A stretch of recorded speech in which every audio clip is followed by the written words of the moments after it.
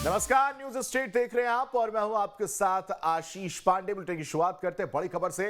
मध्य प्रदेश में विधानसभा चुनाव की घड़ी जैसे जैसे करीब आ रही है, वैसे वैसे अपने अपने गढ़ों को बचाने और दूसरों के गढ़ में सेंधमारी की कवायद तेज हो गई है। ग्वालियर, चंबल और विंध्य दोनों में कांग्रेस बीजेपी की नजरें हैं, क्योंकि इन दोनों अंचल से विधानसभा की 64 सीटें आती हैं। यही वजह है कि दिग्विजय जहां विंध्य के दौरे पर है, तो ग्वालियर चंबल अंचल में बीजेपी माधवराव सिंधिया की जयंती मना रही है।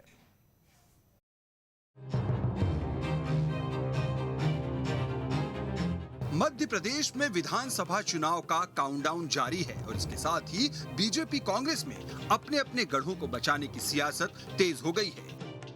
ये दो तस्वीरें एमपी की सियासत में बहुत कुछ बयां कर रही है।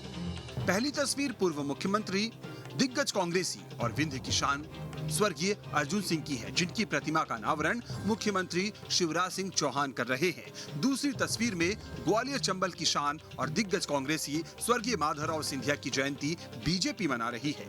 तो ये दो तस्वीरें एमपी की सियासत में विंध्य और ग्वालियर चंबल अंचल की अहमियत को बता रही है।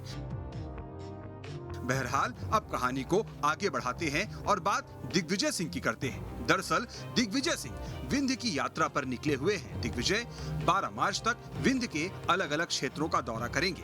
अब सवाल उठता है कि विंध्य कांग्रेस के लिए इतना अहम क्यों है? तो दरअसल 2018 के विधानसभा चुनाव में विंध्य में कांग्रेस सिमट गई थी। विंध्य क्षेत्र के 60 जिलों में विधानसभा की 30 सीटें हैं, लेकिन इस समय कांग्रेस के पास 30 सीटों में से सिर्फ 6 सीटें हैं। 15 सीटें ऐसी हैं जहां कांग्रेस पिछले 3 विधानसभा चुनावों से हार रही है। 2018 में पूर्व नेता प्रतिपक्ष और अर्जुन सिंह के पुत्र अजय सिंह खुद अपने गढ़ चुरहट में हार गए थे। विंध्य क्षेत्र की चारों लोकसभा सीटें इस समय बीजेपी के पास है। दिग्विजय सिंह से पहले अमित शाह हाल ही में विंध्य दौरे पर आए थे। ऐसे में बीजेपी के नजरिए से भी विंध्य की अहमियत को समझने की कोशिश करते हैं। तो बीजेपी के आंतरिक सर्वे में विंध्य में स्थिति कमजोर पाई गई। 2018 के विधानसभा चुनाव में बीजेपी को बड़ी लीड मिली थी, लेकिन नगरीय निकाय चुनाव में विंध्य में बीजेपी की जमीन खिसक गई। विंध्य में बीजेपी को सबसे बड़ा झटका रीवा में लगा। रीवा में मेयर की कुर्सी कांग्रेस के पास चली गई। इसी तरह सिंगरौली में मेयर की कुर्सी आप के पास चली गई।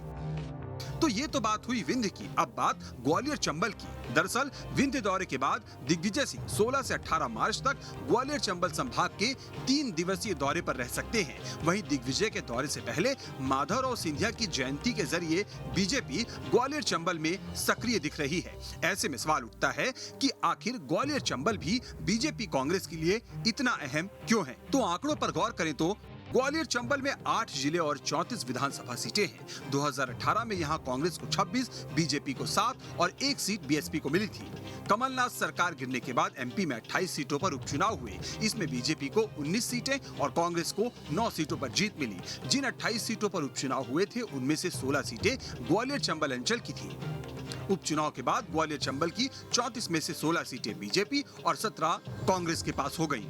ग्वालियर चंबल अंचल में लोकसभा की 4 सीटें हैं और ये सभी बीजेपी के पास है। मतलब राज्यसभा सांसद ज्योतिरादित्य सिंधिया सहित अंचल से बीजेपी के 5 सांसद हैं। लेकिन निकाय चुनाव में ग्वालियर चंबल अंचल में बीजेपी की जमीन खिसक गई। ग्वालियर और मुरैना नगर निगम बीजेपी के हाथ से निकल गए, जबकि भिंड की लहार नगर पालिका में बीजेपी का सुपड़ा साफ हो गया था।